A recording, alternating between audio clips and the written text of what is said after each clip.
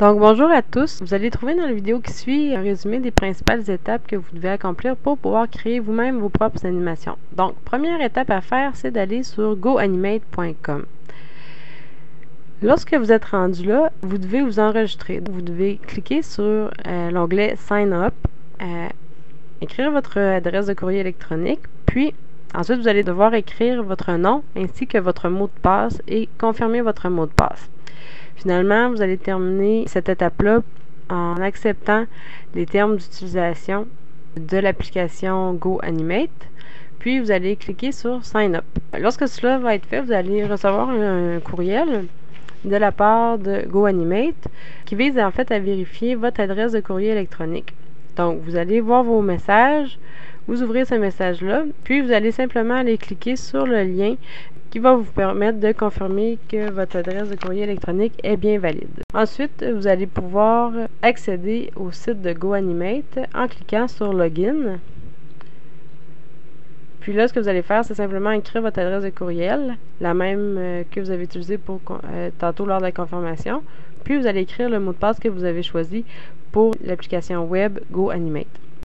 Une fois que ça va être fait, vous allez pouvoir créer vous-même vos animations en cliquant sur Create. Donc, vous allez simplement cliquer sur Create an Animation. Puis là, la première fois que vous allez utiliser cette application-là, vous allez pouvoir suivre un petit tutoriel qui va vous permettre d'essayer les différents outils de GoAnimate. À la première étape, on va vous demander d'ajouter un personnage. Donc, vous sélectionnez simplement un personnage et vous le déplacez dans votre scène. Lorsque c'est fait, vous cliquez sur Next. À la deuxième étape, on va vous demander d'animer votre personnage. Donc, vous cliquez sur votre personnage, puis là, il y a une boîte de dialogue qui apparaît et vous pouvez faire une action ou un mouvement à votre personnage. Donc, moi, j'ai fait croiser les bras à mon personnage, puis après, j'ai décidé de faire courir mon personnage. À la troisième étape, vous pouvez sélectionner un autre fond pour votre scène. Donc, vous cliquez sur l'onglet indiquant le fond, puis vous choisissez le fond qui vous convient.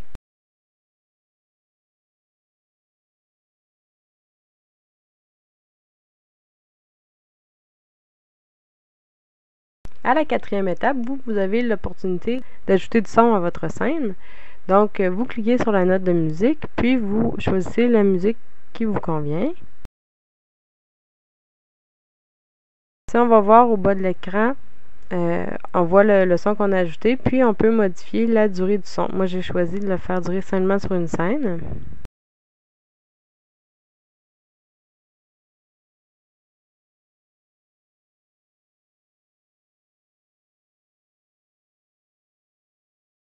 Cinquième étape, on vous demande d'ajouter une scène en cliquant simplement sur l'onglet avec un plus. Comme ça, ça va recopier le fond de votre écran avec vos personnages à l'emplacement où ils sont à la fin de la scène 1. Donc, à l'étape 6, on vous demande d'ajouter une boîte de dialogue. Donc, on choisit le modèle qui nous convient. On clique dessus pour changer le texte. Puis après, on peut changer le format et la position de notre boîte de dialogue.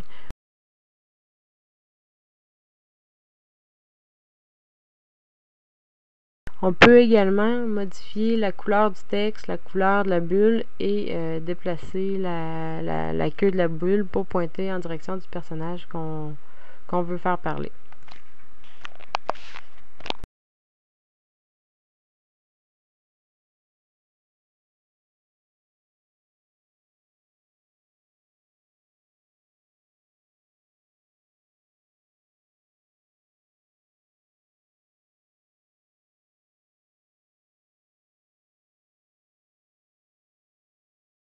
Finalement, à l'étape 8, on vous demande de cliquer sur l'onglet Preview. C'est pour voir, pour prévisualiser en fait votre animation.